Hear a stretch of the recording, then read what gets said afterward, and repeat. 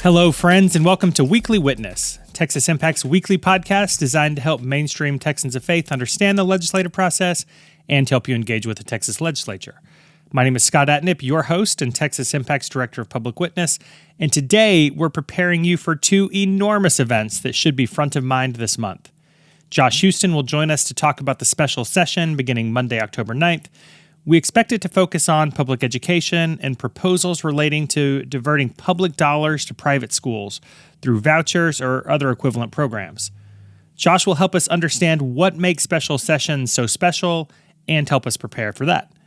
The other major October event is, of course, Texas Impact's membership drive. So Texas Impact's Network Development Manager, Kat Karbach, joins the program to talk about that drive and how your support helps Texas Impact work for a more just and equitable Texas. Both have opportunities to engage on our website, texasimpact.org. Josh talks about the Public School Defenders team, and we talked about the sign-on letter that you should sign and take to your friends and congregations to promote.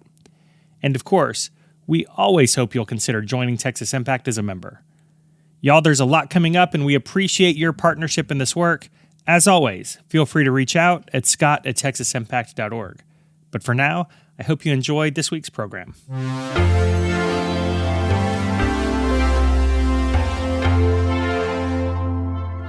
Joining us for today's conversation is Texas Impact Advocacy Director Joshua Houston. Josh, good to have you back with us. Hey, good to be back. I say that, but we record weekly during the legislative session and then took a really long break without speaking on air for the summer. I don't know if it's really great news that I have you back on the program now that I think about it. Yeah, I just lied. It's not so good to be back. Here we are in a special session, and I hate that if Josh is here, it's bad news for Texas. All right, yay. I don't think either one of us should be offended by that, but it might be bad news that the legislature is coming back. What we do know thus far, I guess, is we do expect the legislature back next Monday, October 9th. Is that right? Yeah, that's right. There was a letter that went out to both Lieutenant Governor and Speaker of the House of the two chambers from the governor, telling them to let their members know to make plans to be back, that he intends to call a special session beginning October 9th at 1 p.m., which is next Monday. So exciting. For our listeners, I want to spend a few minutes on the podcast today just reminding folks what a special session is and how it's different than a regular session. So talk to us about that. What are the basics of a special session? Who calls it, for how long, and how is it different than the regular session? That's right. So a regular session is once every 2 years for 140 days, beginning the second Tuesday in January and wrapping up usually around Memorial Day in May. And then in theory, they're not back for 18 months.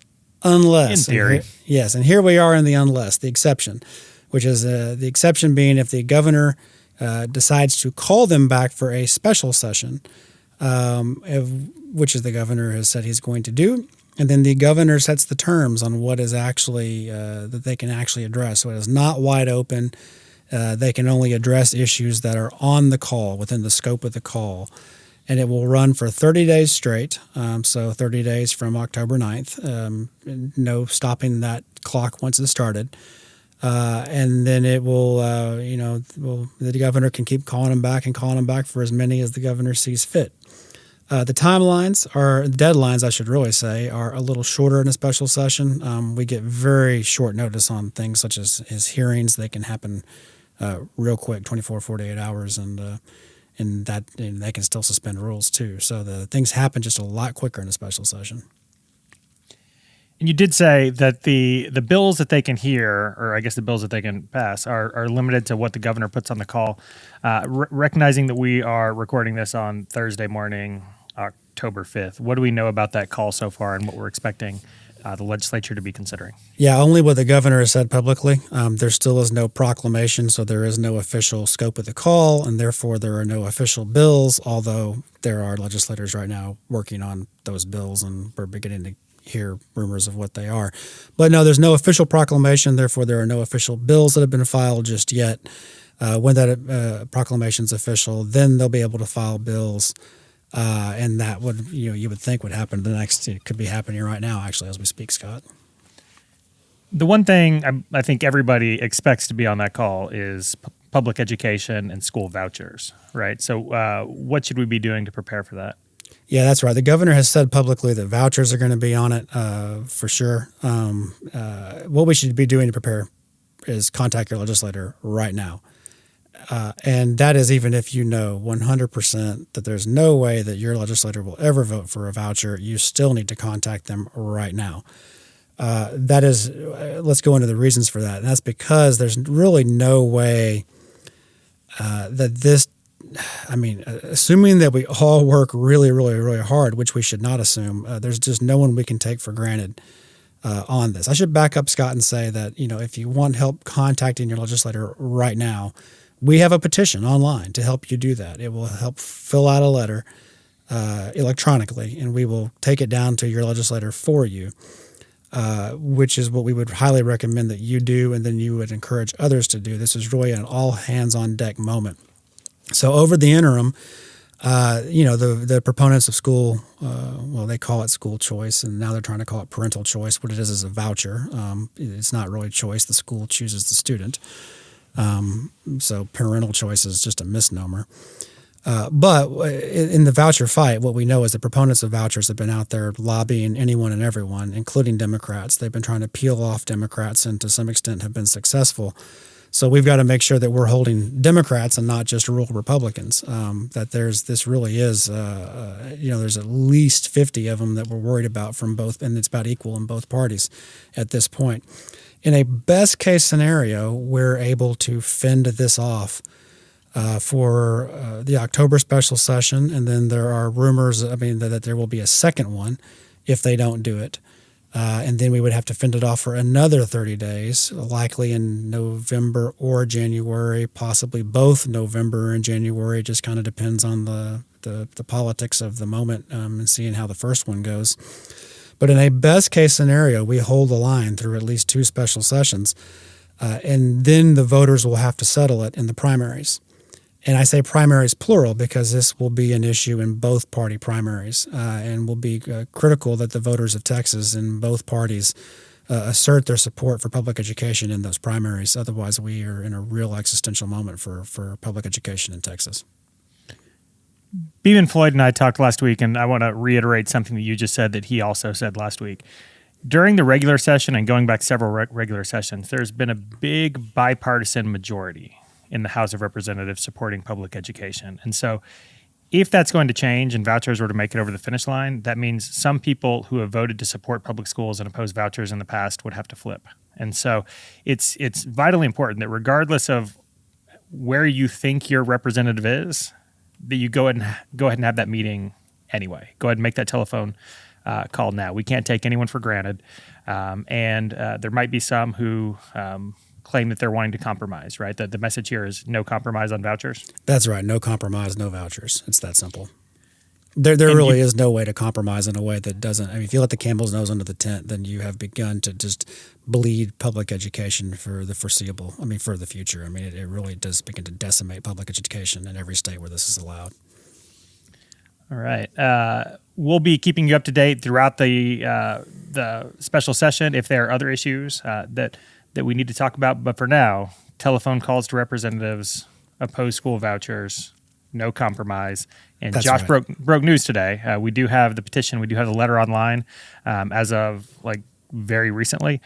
So make sure that you and your congregation are signing that letter. And as Josh said, we're going to be hand delivering those to the Capitol, to your representatives. So make sure people are signing those. So we have a big stack of papers that we can be delivering to each one of those offices. Josh, anything else folks should be doing today? Yeah, be vigilant. There's going to be promises of a lot of money. There may be promises of changes in testing and accountability structure. There will be a lot of carrots offered that will then hopefully, and members will try to, sell you on it. They'll try to say, oh, well, this was inevitable, and so we got the best deal that we could. That is a false narrative. This is not in any way inevitable. And anything they promise, they can take away.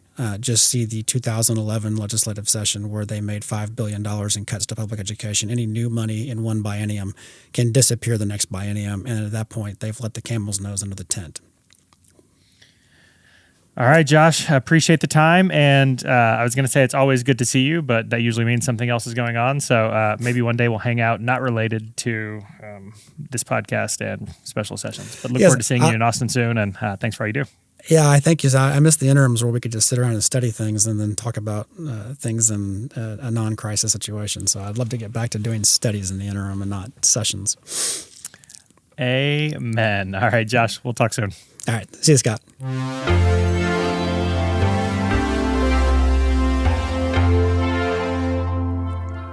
Joining us for today's conversation is Texas Impact's Network Development Manager, Kat Karbach. Kat, thanks for joining us. Thanks so much. Good to see you. Good to be here. I feel like everybody should know you because you've been around for a while now. You're always spreading joy at all of our events, but I think this is your first time on the podcast, right? Yeah, that's absolutely right. First time on the podcast.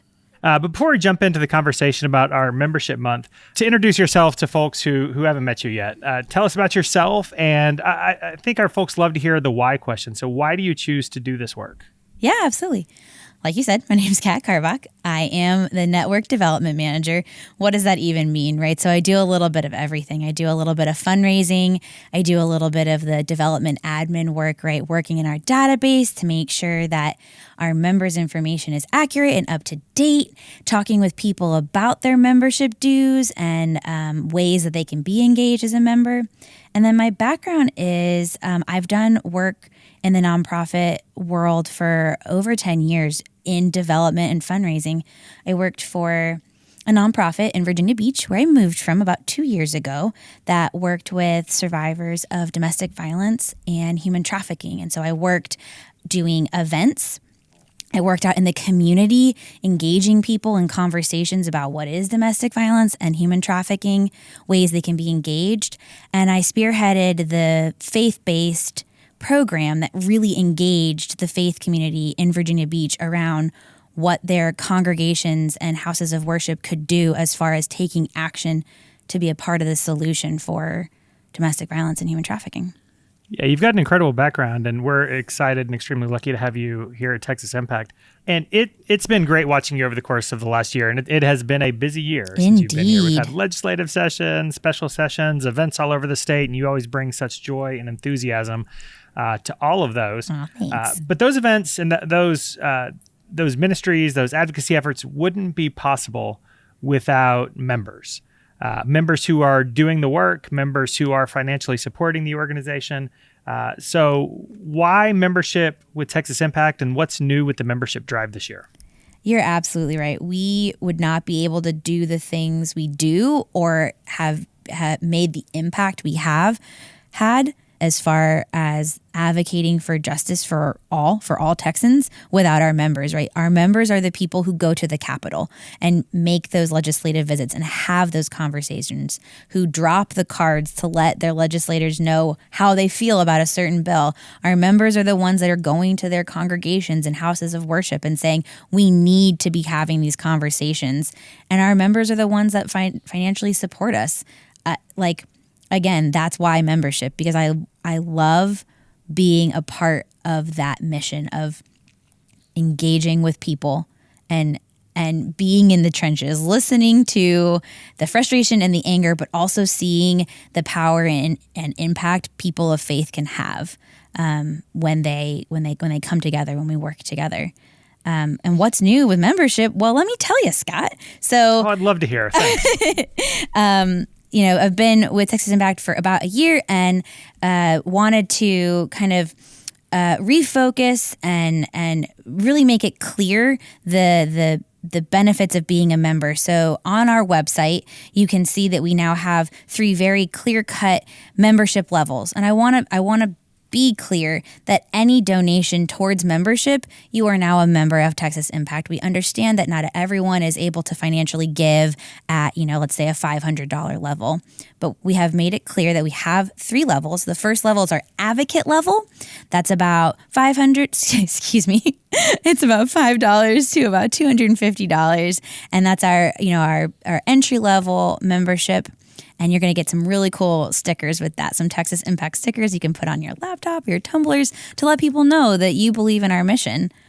I love my sticker. I love my sticker too. Mine says radically faithful, faithfully radical. I think it's a great conversation starter. The next levels are booster level. So that's $250 to $500. And what's super cool and exciting about this level is you will get the exclusive quarterly network report when you are a member at the booster level. And so that is exclusive information that's diving deeper into the work we've done and the results we've seen because of that work that only booster level or champion level members will receive, which leads me to the next level, champion level. That's $500 to $1,000 a year, and you will get exclusive invites to events where we will have lawmakers, public policy representatives, and other community members where you can have one-on-one conversations with them that you wouldn't normally have access to. So I think it's a pretty cool benefit of joining at that champion level. When you talked about exclusive guests, I thought you were going to say like you and Josh would be there or something. Oh, we will. Well, I will always be there. But that's actually a good point about membership is we are here for you. The staff of Texas Impact, we are available for you to chat with us, to ask us questions. We are resources for you so you can be a resource for your community. Yeah, so that's what's new with membership. But the membership drive is another opportunity for us to talk with the community about what it means to be a member of Texas Impact. And so all month long, we're going to be highlighting different staff who are involved with our key issues that we work towards. Yeah, and there's a lot of great information about that and what's going on the website. But one question I do want to ask, because we get this often, is membership just for individuals, or can congregations or other groups join as well? Such a great question. We would love... Thank you. We would love for congregations to join. And we have resources that are specific for congregations, sermon starters, small group, Bible study, conversation kits. And we want to be a resource for you. So if that is something that your congregation isn't already doing, feel free to reach out to me and we can chat about how to get your congregation engaged and how we can be a resource for you while you are doing that work. Yeah, and I can say, as somebody who's been doing outreach and engagement for Texas Impact for more than a year, those member congregations are really important because it lets us know who we can count on in the local community. It lets your congregation know that you value these justice ministries and advocacy work, and it lets the broader community know that we have congregations in a local community that care about these issues as well. So I'd encourage y'all to go back to your congregations and have a conversation about that. Kat, where can folks find more information? How can they get a hold of you? Absolutely. The website, texasimpact.org, has all of the information about the membership drive. There is a Join Now button on the homepage that will show you the levels that I spoke about and the benefits of joining. And then my information, my contact info is all over the website, but also it is Kat, K-A-T, at texasimpact.org. Kat, K-A-T, at texasimpact.org. Please don't hesitate to reach out to me. No question is too small or too trivial. I want to chat with you. That's why I'm here. I want to have conversations with you about why you want to get involved, how you're already involved, and how I can be a resource for you. Kat loves to chat, so take her up on that. Kat loves to chat. And Kat, I can't believe you've been here almost a year, and this is the first time on the podcast, so we'll have to do it again sometime. I would love to. Thanks again for the time today. Thanks for the work. And I look forward to everybody filling up your voicemail and email inbox soon. Oh my gosh, please max out my voicemail. Again, I cannot thank you enough, members of Texas Impact, for supporting our work, for doing the work in the community, for having conversations that might be a little uncomfortable, for furthering our mission, and for advocating for justice for all Texans. Please do not hesitate to reach out to me. And today, tomorrow, this whole month, it's membership month. Please take the opportunity to renew your membership or join today, whether it's a monthly gift or a one-time gift. Kat Karbach, thank you so much. Thanks, Scott.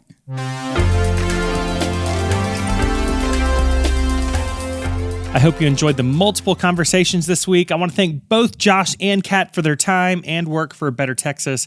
Y'all, we have a pretty great team in the Texas Impact office. As for the special session, we've been talking about it for weeks and it is almost upon us. I hope you've been making your telephone calls and having your meetings. And today, I hope you add to that list filling out and promoting the sign-on letter so your comments can be hand-delivered to your legislator's office in Austin. As always, Texas Impact has resources for you to get involved. Check out our website at texasimpact.org for tools and consider joining one of our teams. Special plug today for the Public School Defenders team. While you're there, I hope you'll listen to Kat and consider joining Texas Impact to support this podcast and the work of Texas Impact year-round. So with that, I think it's time to close out this episode, so remember, the world needs Texans of faith active and engaged. So let's get to work.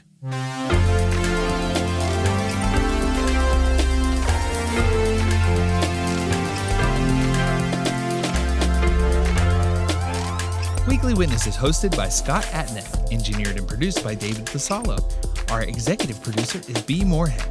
The opinions expressed on Weekly Witness are those of Texas Impact and our guests, and do not necessarily reflect the views of our sponsors. Weekly Witness is a product of Texas Impact, people of faith working for justice. Visit us online at texasimpact.org.